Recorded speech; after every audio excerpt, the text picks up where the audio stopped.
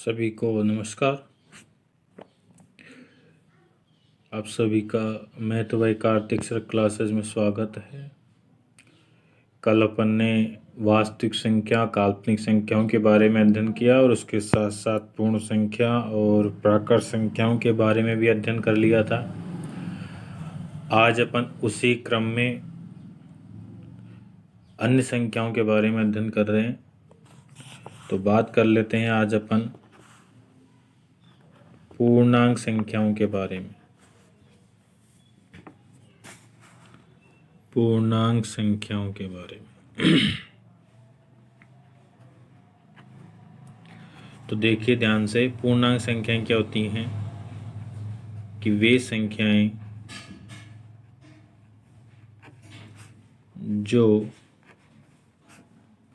Minus अनंत से plus अनंत की ओर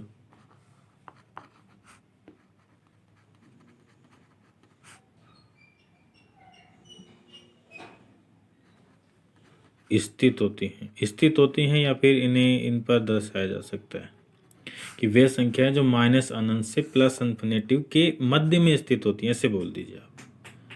ठीक है, तो जैसे आपके पास एक संख्या रेखा होगी, संख्या रेखा में इधर धनात्मक, इधर ऋणात्मक और यहाँ क्या हो जाएगा, जीरो। तो इधर तो पॉजिटिव संख्याएं आती हैं और इधर कैसी संख्याएं आती हैं, नेगेटिव संख्याएं आती हैं। तो मेरा कहने का मतलब है कि धनात्मक और ऋणात्मक संख्याओं को सम्मिलित रूप से कौन सी संख्याएं कहते हैं, पूर्णांक संख्याएं कहते हैं। ठीक है, अब इसी क्रम में अपन बात कर लेते हैं सम संख्याओं की। सम की छोड़ो, पहले अपन बात कर लेते हैं परिमेय संख्याएं। परिमेय संख्याएं, इसकी छोटी सी डेफिनेशन है, क्या है कि वे संख्याएं जिन्हें p/q के रूप में व्यक्त किया जा सकता है,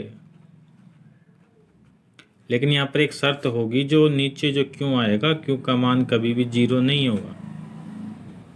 यानी क्यों यदि जीरो हो जाए तो वो परिमेय ना कह के उसको अपरिमेय कहते हैं। जैसे 1/5 -1/4, एनीवे कुछ भी हो, बट नीचे जीरो नहीं होना चाहिए। यानी पी का मान तो हो जाए, कोई दिक्कत नहीं है, लेकिन क्यू का मान कभी भी जीरो नहीं होगा, क्योंकि क्यू का मान जीरो होने पर आपके 1/0 आएगा, या कुछ भी हो ऊपर, क्योंकि किसी संख्या में जीरो का भाग लगाएंगे तो आपके पास आता है इन्फिनेटिव। और इन्फिनेटिव जो ये संख्या होती है, इसको अपन कहते हैं अपरिमेय संख्याएं। क्या कहते हैं, अपरिमेय संख्याएं। तो परिमेय नहीं, विलोम हो गए ना। तो ध्यान रखना, परिमेय संख्याएं वे संख्याएं जिन संख्याओं को p/q के रूप में व्यक्त किया जा सकता है, क्या कहलाती हैं, परिमेय संख्याएं। ठीक है, अब उसी क्रम में अपन बात कर लेते हैं अपरिमेय संख्याएं।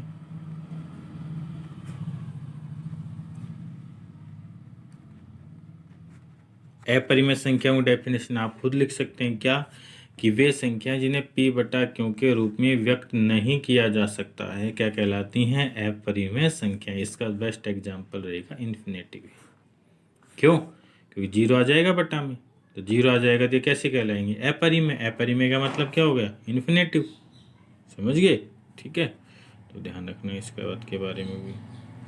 इसके बाद अपन बात कर लेते हैं सम संख्याएं। कौन सी संख्या के बारे में बात कर लेते हैं, सम संख्या। तो परिभाषा छोटी सी है, क्या कि वे संख्याएं जिनमें इकाई का अंक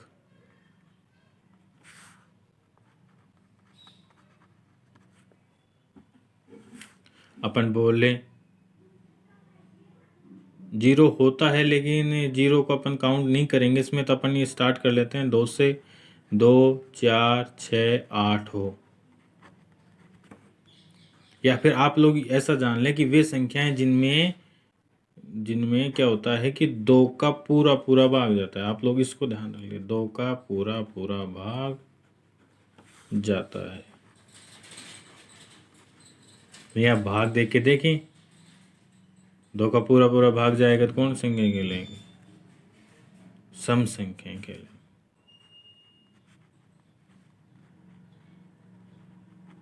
इनको कॉपी में उतारना है आपको, बाद में चेक की जाएंगी। ठीक है, एक सबसे बड़ा एग्जाम्पल क्या है? 2 ले लो, 24 ले लो, 48, एनीवन कुछ भी ले लो, जैसे 10 भी ले लो। ठीक है, तो और अब बात कर लेते हैं विषम संख्याओं की।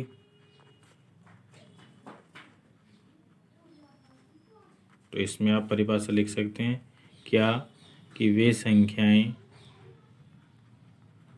इसको आप लिख लें, जिनमें इकाई का अंक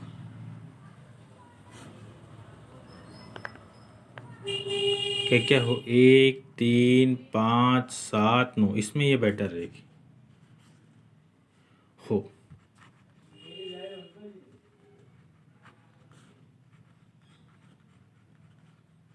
उन्हें विषम संख्याएं कहते हैं।